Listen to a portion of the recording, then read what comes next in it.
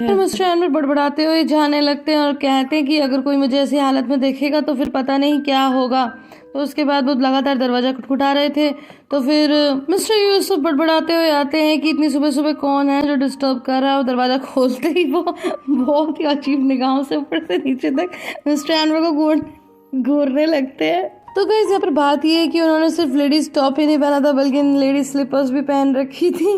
तो उसके बाद में फिर बोलते हैं कि क्या आप मुझे सार्प के घर की चाबी दे दोगे, हमारे साथ कल रात बहुत ही बुरा इंसिडेंट हुआ। तो वो बोलते हैं क्या इंसिडेंट हुआ, तो बोलते हैं कि हमारा घर जल गया, अब आप मुझे सार्प के घर की चाबी दे दो। तो बोलते हैं कि सार्प के घर की चाबी का आप क्या करोगे।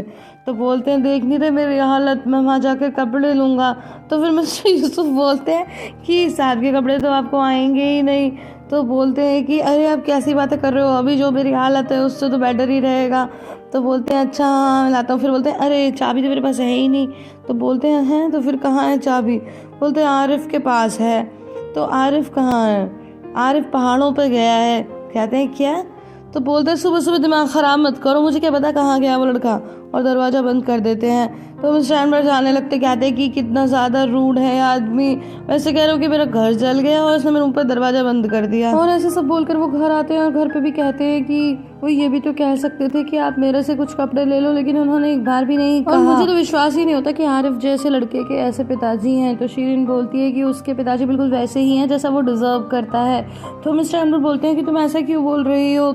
तो कहती है कि बस बस पापा अब आप शुरू मत हो जाना, ठीक है ना। उसने मेरी मॉम के साथ क्या किया, सार्प के साथ क्या किया, उसने उन्हें समाप्त कर दिया। तो मिस्टर एनवर बोलते कि बस बस बस शीरीन चुप हो जाओ, बच्चे सुन लेंगे। तो कहती क्या हो जाएगा अगर बच्चे सुन लेंगे, हम क्यों छुपाए निशान और डोरुक से। तो मिस्टर एनवर उसे शांत करते हैं और कहते हैं कि बेटा फिर बच्चों को दुख होगा। तो कहती है हाँ सही कहा आपने, बच्चों को दुख होगा, लेकिन आपको मेरा दुख दिखाई नहीं देता है ना, क्योंकि ये तो आपके लिए समझना बहुत मुश्किल है। और बस फिर वो बोलकर चली जाती है। गैस मैं सोच रही थी कि ये इतना बोल रही है, इसने भी तो पहले साहब को समाप्त किया था, तो तब क्या हुआ था। इसके बाद हम आरदा को देखते हैं जो फिर से मुंह झुकाया बैठा होता है। तो वो स्टैंड पर कहते हैं कि बेटा क्या हुआ, तुम ठीक तो हो ना। नेक्स्ट सीन में हम देखते हैं कि निशान डोरू के कपड़े चेंज कर रही होती है। तो वो बोलता है दीदी आपने तब मुझे आरिफ अंकल के घर जाने से मना क्यों किया।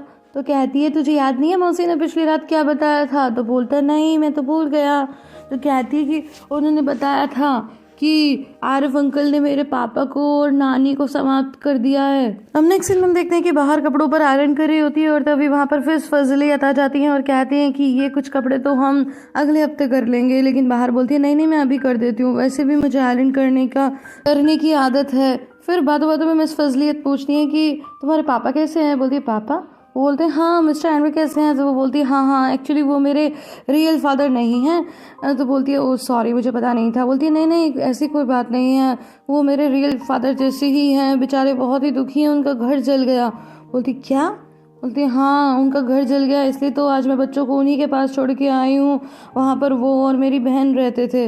तो मिस फजलियत बोलती हैं कि ये बात तुमने मुझे पहले क्यों नहीं बताई, तुम्हारे साथ इतना गलत हुआ और तुम यहाँ पर काम कर रही हो, चलो चलो रहने दो, तुम छोड़ दो ये, फिर तुम जल्दी अपने घर जाओ। तो फिर बोलती है कि सच में फिर मैं ज़ेदा का भी ख्याल रख पाऊंगी। बोलती है हाँ जाओ जाओ जल्दी जाओ। अब नेक्स्ट सीन में हम बाहर को तरलाबाशी की गलियों में आते हुए देखते हैं और सामने वो आरिफ की शॉप पर हल्की सी नजर डालती है तो वहाँ पर तलहत ही काम कर रहा था।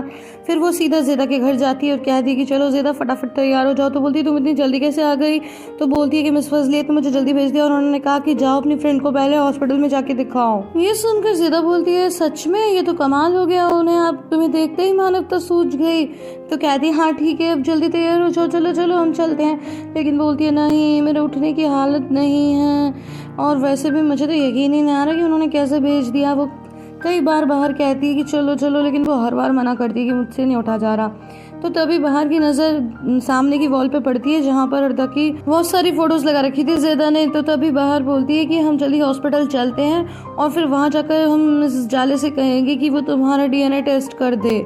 तो बोलती सच में क्या ऐसा हो सकता है। बोलती हाँ बिल्कुल चलो चलो। हो सकता है कि जहाँ पर मिस्टर एमरे ने पहले टेस्ट कराया वहाँ पर कुछ गड़बड़ हो गई हो हॉस्पिटल में, तो रिपोर्ट गलत आ गई हो। अब नेक्स्ट सीन हम देखते हैं कि एमरे आरिफ को रेस्टोरेंट का काम समझा रहा होता है। कहता है कि देखो ये सारा स्केड्यूल है, इस तरह से काम होता है, तो तुम पढ़ लो और प्लीज़ क्या तुम ये डॉक्यूमेंट आज चेक कर लोगे ताकि कल से हम काम शुरू कर सकें। तो बोलता है हाँ मैं देख लूँगा, और उसके बाद में फिर वो थैंक यू बोलकर जाने लगता है। इधर सामने से बाहर एमरे की शॉप पर आ रही होती है और इधर से आरिफ जा रहा होता है, लेकिन वो दोनों पास से गुजर जाते हैं, एक दूसरे को देख ही नहीं पाते। गाइस यहाँ से मुझे इंडियन सीरियल याद आ गया, क्योंकि हमारे इंडियन सीरियल्स में तो ऐसा होता ही रहता है। दूसरी तरफ हम देखते हैं कि ज़ेदा तो टैक्सी में बैठी हुई है और बाहर सीधा रेस्टोरेंट में पहुंचती है और एमरे से कहती है कि कैसे हो आप। तो कहता है अरे तुम यहाँ कैसे। तो बोलती है कि बस मैं यहाँ से गुजर रही थी तो फिर मैंने सोचा कि आपसे हाय हेलो कह लूँ। तो कहता है हाँ ये तो तुमने बहुत ही अच्छा किया। वैसे अभी भी आरिफ भी यहाँ से गया है, क्या तुमने उसे देखा। तो कहती है नहीं मैंने उसे नहीं देखा। अब बातों बातों में बाहर की नजर एमरे के शोल्डर पे पड़ती है जिस पर उसका एक बाल था।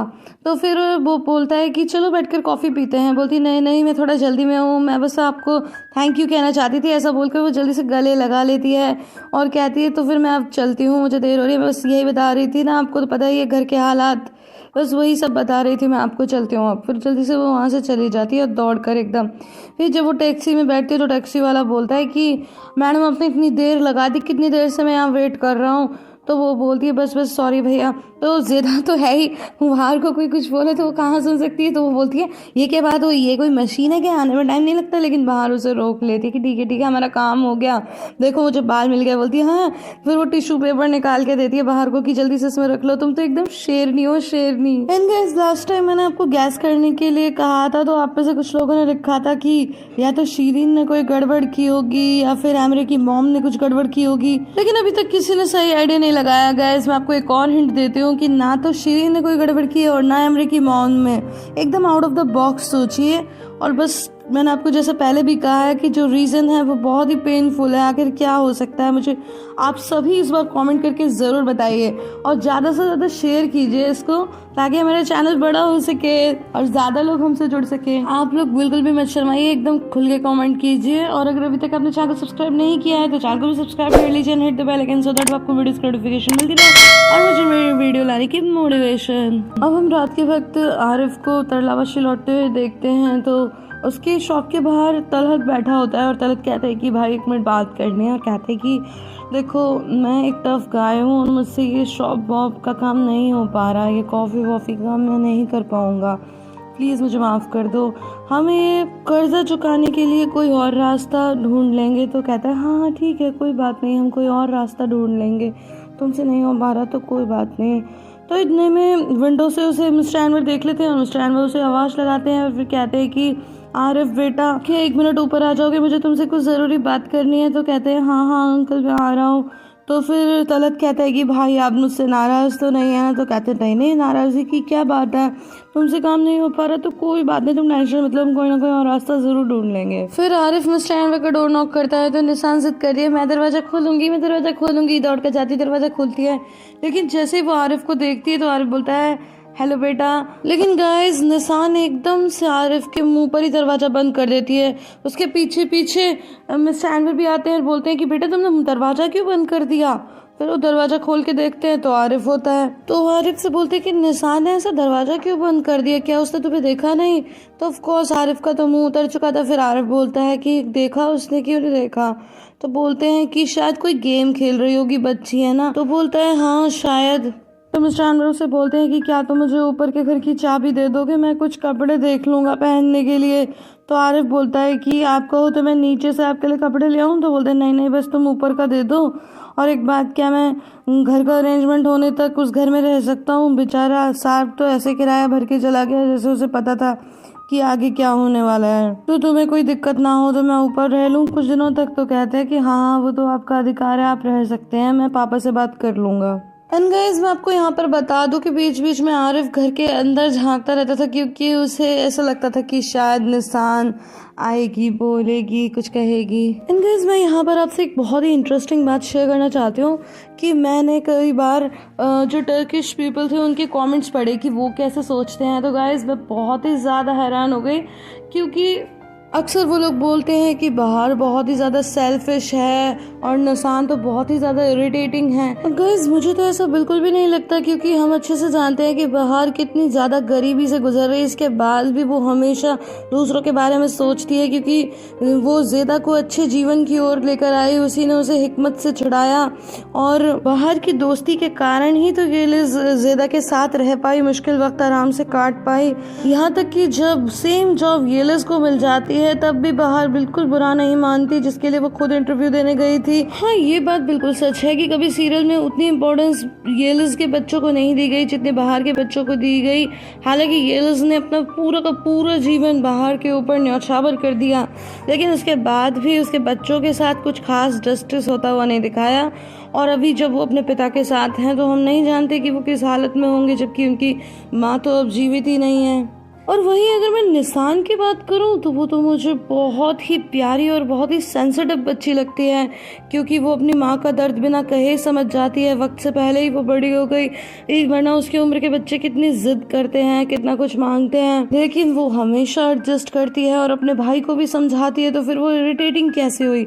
हाँ, उसकी एक आदत ज़रूर है कि वो बातों में कान लगाती है कभी कभी, लेकिन ओवरऑल वो बहुत ही अच्छी है। वैसे आप लोग क्या सोचते हैं? आप उससे अग्री करते हैं या फिर आपके भी कोई और विचार है तो प्लीज़ मुझे कमेंट सेक्शन में ज़रूर बताइएगा कि आप टर्किश पीपल से पूरी तरह अग्री करते हैं। गाइस आई होप आपको ये वीडियो पसंद आई होगी। अगर पसंद आई है तो इसे लाइक शेयर एंड कमेंट करना बिल्कुल भी ना भूलें। फिर मिलती हूँ अगली वीडियो में, तब तक के लिए bye bye and take care.